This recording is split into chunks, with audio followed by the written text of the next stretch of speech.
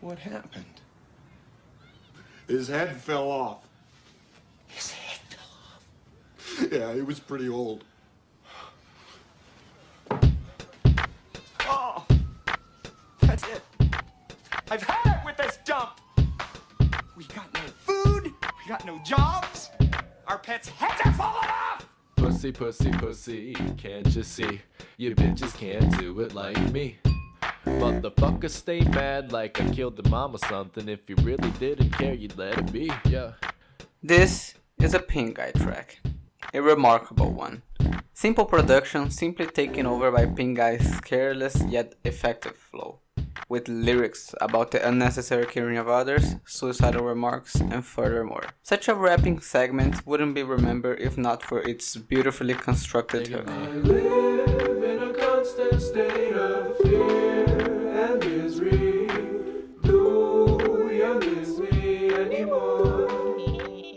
Featuring a ukulele-driven instrumental with simply beautiful vocals coming from the same man who was previously asking for you to suck a dick, little faggot. But the hook lines weren't being sang by Pink Guy. Rather, those were the only reminiscing lines in the song from the man behind the morph suit, George Miller, a actual human that's behind the grotesque, borderline insane acts seen in the famous, or infamous, Filthy Frank show. A show known for its rants, The overuse of drums. skits, Do you want to start a garden on kill yourself? Oh yeah! and pranks. Yeah, you want some money? Nah, man.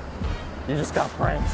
Also for its deep lore that was disappointingly discontinued with the announcement on Filthy Frank's Twitter You guys account, look like a bunch of faggots. stating that the show has been the cause for severe health issues, of which the loyal fanbase and disgusting stalkers are very familiar with.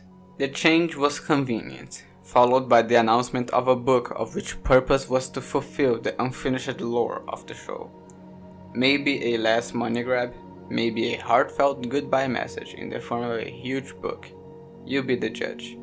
Matter is, Filthy Frank, Salamander Man, Lemon, Pink Guy are all gone, in the void of a mind who ceases to continue with its creation, for something more worth the time taking for the production of a senseless show. Joji started his music before even Filthy Frank gained its huge following, with small contributions to shows, as well as some tracks leaked, tracks like You Suck Charlie and Fam, or Tom, however you rather pronounce it. A wonderful track, featuring a piano sample by Wes Montgomery, alongside simple lo-fi drum scheme.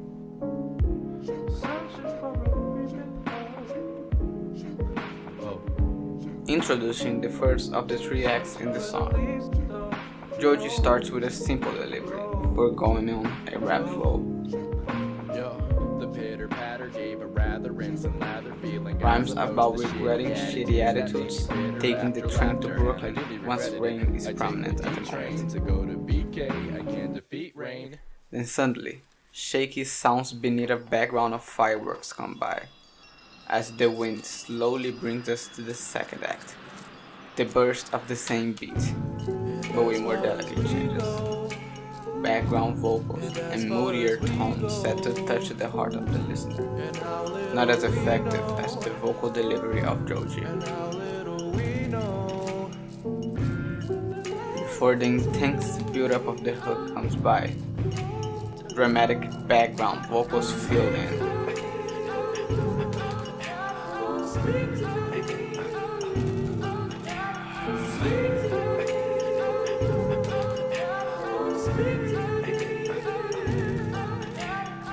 And it all goes away as fast as they came. But it's the right word repeating, and so the track plays the same second act,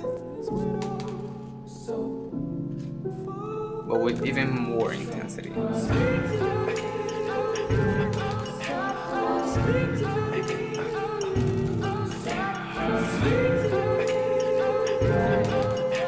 As Joji can be heard screaming in the background.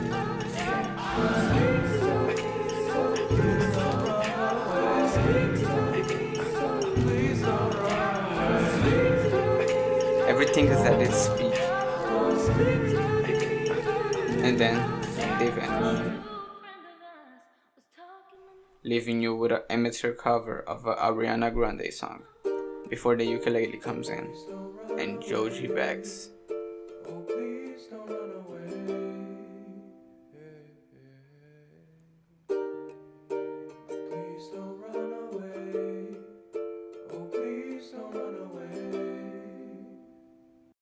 The track then ends. Feelings are twisted. Upon first listening, confusing. Upon my first listen, I could barely believe this was the actor behind the disgusting acts seen in Filthy Frank TV. But it was, and it was mind-blowing to say the least. Joji was worthy more than having his track leaked by a random user, and his rise will come in an elevator. Floor 88.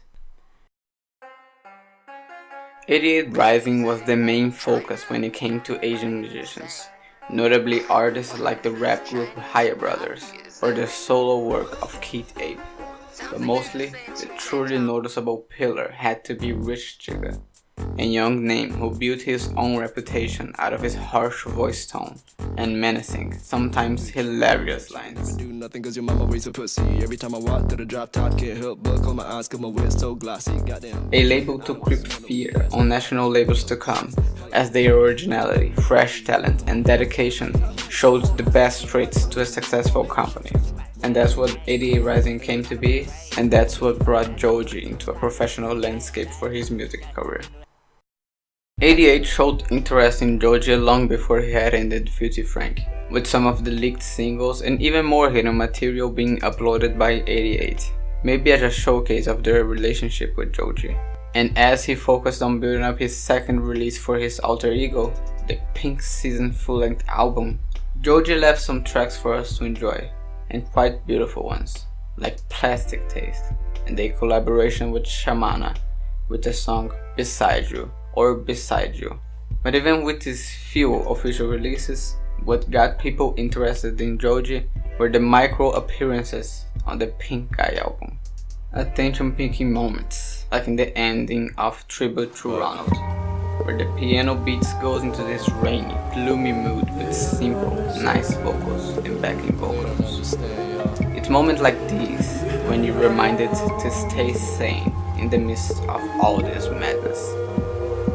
Also, the ukulele tracks like Ain't No Beats and Fuck the Police cover, while still quite beautiful, are clearly ironic. And once we got the news that 88 Rising would be publishing fresh Joji, it was a huge thing. Once Joji was finally stepping out of his comfort zone into something he always claimed to be his passion.